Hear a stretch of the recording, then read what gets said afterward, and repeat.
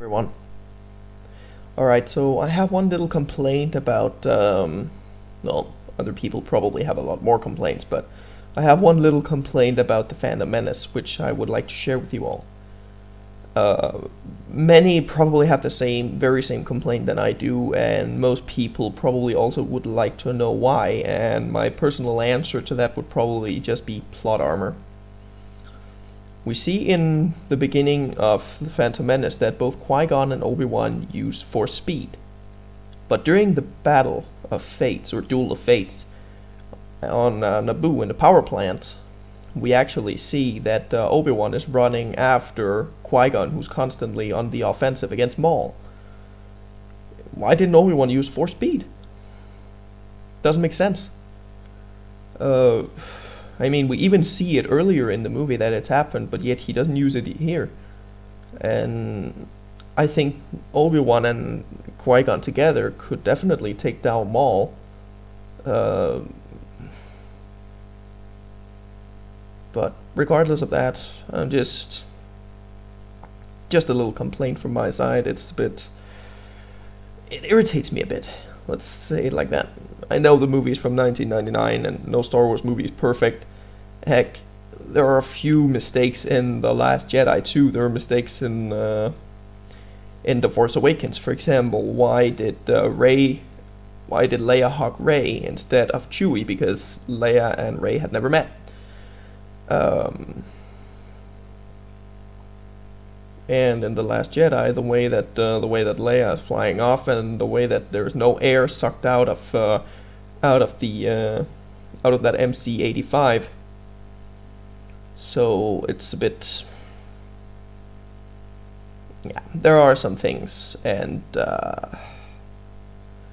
you also see CGI effects and mistakes in Episode 3, for example, when Palpatine's shuttle flies over the lava river on Mustafar. You see a shadow over the lava, and as far as I know, lava is so bright that you can't cast a shadow on it. So, same with Anakin.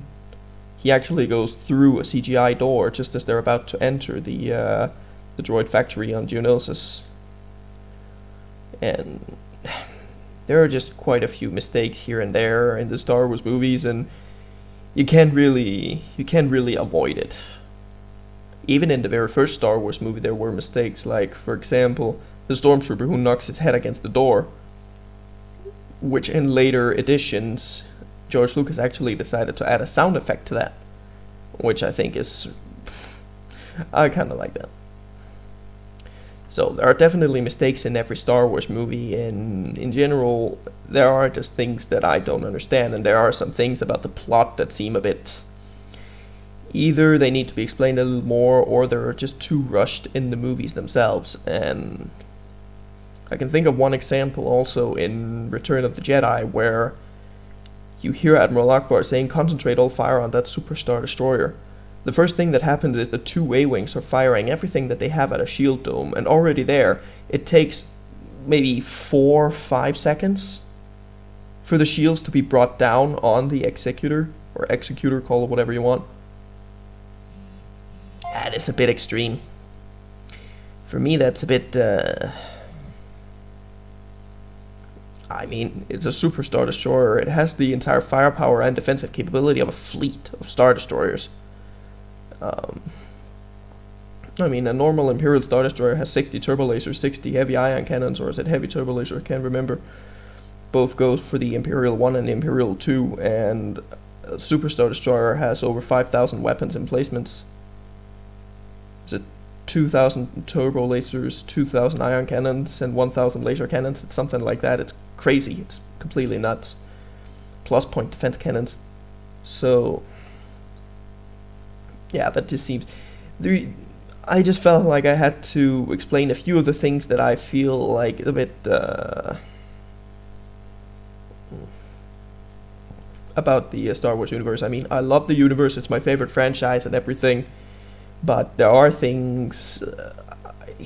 I don't want to be that kind of fan who's like, "Oh, but this is so perfect, this is the best of everything." Personally, I think it is the best franchise of them all. However, I still feel that it's a bit... that there is no franchise that is perfect. On a brighter note, I would like to say that the next versus video that is coming up are two, what can we say, old friends that I'm putting against each other. We've been a lot through New Republic class ships, and yeah, I'm thinking about going a little bit back in time to the time of the Rebel Alliance, and then we'll see what happens from there. So, we'll see what happens. In either case, I'm not gonna spoil which one it is for you, but one of the ships have been going through quite a few beatings lately, and no, it's not the MC-90, it's not the Majestic, it's not the Nebula, but it is. I will say that it is two Mon Calamari ships I'm putting up against each other, because this has long been an ongoing debate with which one of these were actually the better ship in a combat scenario, and both of the ships have their pros and cons, pluses and minuses, if you will. But yeah,